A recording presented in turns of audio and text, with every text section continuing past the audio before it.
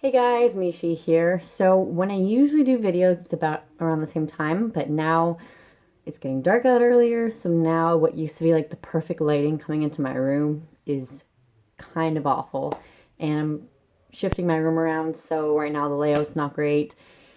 Oh, but I have a couple things before I wanted to start off this video. Number one is I've reached 4,000 subscribers, and it's incredible. Like, I have no idea how.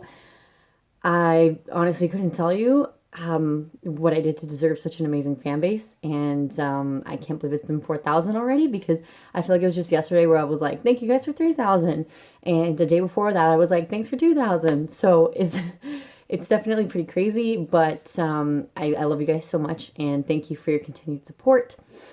Hopefully I can figure out some better camera video editing skills soon, and also maybe get like a nice light in my room, or maybe even just a better camera, because this quality right now is pissing me off.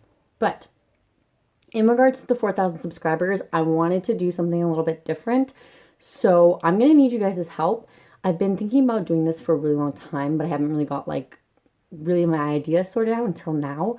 I really want to do a video, like documentary relating to BPD. So I want to get just like a whole bunch of different people like giving me like videos, and just kind of like sorting through all the videos and doing like a montage of like people's experience with BPD. So like people from, all different parts of the world, different age groups, different genders, just every single type of background, and different kind of experiences imaginable. I really want everyone to just kind of share their experience, and at the end of it being like, this is BPD. So people get kind of a better understanding of it by just hearing about it from so many different people.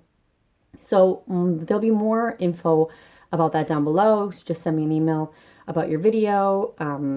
Yeah, info will be down below in the description. So today my video will be about something that a lot of you guys have been asking me to shed some light on, and that is BPD and romantic relationships. Now, this can be with a partner, with a crush, with your fiance, husband or wife, life partner. It doesn't have to be a hetero relationship. It can be a polyamorous relationship. Any kind of relationship out there in which there is romantic involvement. So, more than just friends. I find we have extra problems in the relationship department. So I, for one, also have struggled a lot throughout my life with, maintaining relationships and having like a healthy relationship with both parties contributing, and both parties feeling safe and healthy and happy. Now, as of like fairly recently, with my significant other, I feel very, very strongly. I feel very healthy, and I feel like we are both benefiting from the relationship, but that is very rare for me, and I'm sure it's rare for a lot of you guys. Our BPD makes it so difficult to maintain positive, healthy relationships because we lack those coping skills, and we are constantly worried that they are going to leave us and abandon us. So any little slight that they've done, any like any indication that they might leave is like the scariest thing. For example, we could be thinking that they're going to cheat on us, or thinking that they already are cheating on us, or worried that we don't deserve their love. And when we feel like we don't deserve their love, we're going to start acting different, and that is going to push them away. We're pulling and pushing, and that is just going to make them eventually leave, which is what we're most afraid of. So I think that definitely we need to have more positivity and better coping mechanisms, so that we are able to receive love, and feel as though we are worthy of their love, because we are. It's just really hard to see a lot of the time, because someone could be loving us, and just in the back of our mind we're just worried like, this is amazing, when is it going to end? Because we're always worried. We feel like we don't deserve it. We feel like we're just these like shitty, awful beings that aren't worthy of anyone else's love.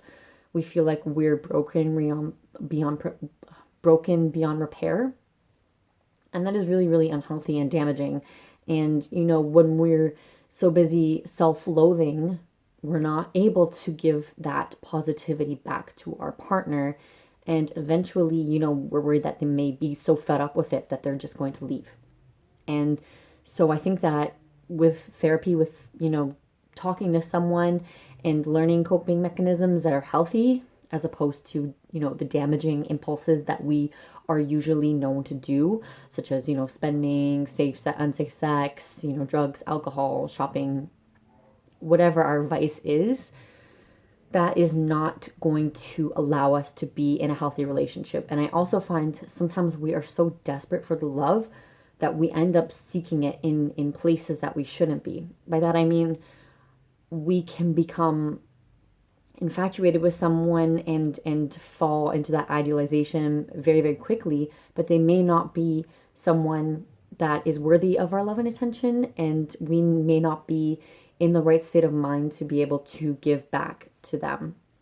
So I find that sometimes we can be involved in like preoccupied relationships, and by that I mean someone that could be unfaithful, someone that could be cheating, someone that may not be ready to give to us what we are able to give to them.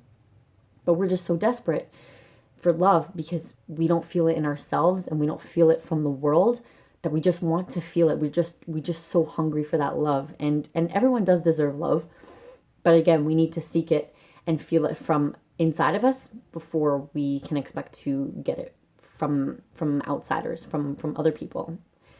So, along with someone that may not be ready to be in a relationship, we could involve ourselves in people that are very, very toxic for us just because we need that person. But that person could be way worse for us than, being alone. So, that could also lead to domestic violence. It could further push us towards unsafe coping mechanisms. They could be going through their own problems. They could have mental illnesses of their own. And, having two people who are very, very low functioning, they could bring, we're going to bring each other down rather than lift each other up. So I think that seeking help first before, tending to go towards those unhealthy people and toxic people is definitely necessary for us. Now, I'm not saying that if you're low functioning that you won't be able to find anyone, because I myself, I feel like I did not deserve to have the love that I have right now, but that's also a BPD thought. So believing that you are worthy of love, believing that you can contribute, positivity to other people, believing that you deserve that happiness, and believing, that other person is not going to hurt you, that is super, super important. And, maybe I did deserve it. I feel like I don't, but maybe I did. I mean, there's a reason that they're still around. I just try to always show my love for them and not rely too much on them at the same time. And by that I mean not focusing on them too much for my own happiness. Because if you're constantly pushing them and asking for happiness and asking for validation, that can be very, very exhausting for the other person. And again, I just have to mention that, like, while I mention all of these unhealthy traits, I understand that they're unhealthy, hence why it's a disorder. So I know a lot of times people comment in my, underneath my videos, and they're like, well, this is very unhealthy. Like, oh, you shouldn't act like this. Oh, borderlines need help, or borderlines are unlovable. Like, gee, thanks. I'm pretty sure we can tell ourselves that we need help. Hence why, we're trying to seek to educate ourselves. And also, educating our partner is very, very important so that they understand what our triggers are, so that they can help us, and they can help us positively, by not screaming, or by not being like violent in any way, by not encouraging our bad behaviors, and also remaining positive and remaining healthy. And that will show us that we can also be positive and healthy. So having that, positive vibe will really help our relationships. Now, I was thinking about doing a video with my significant other so he can kind of talk about what it's like to date a borderline as a non-borderline, because I feel like that's very important to also understand what people sense and what people see in us when we're not able to necessarily see it ourselves, and just kind of give that extra opinion kind of thing, because sometimes I'm not aware of what I'm doing, and sometimes I'm not aware of how I'm being perceived. So that's really important as well. So that's a little bit about BPD and romantic relationships, and thank you guys again for subscribing and for all the subscribers, the 4,000 subscribers. It's amazing. And again, if you want to be a part of my documentary, or if you have any questions about that, my email is down below and more information is down below. So thank you guys so much, and I'll see you next time. Bye.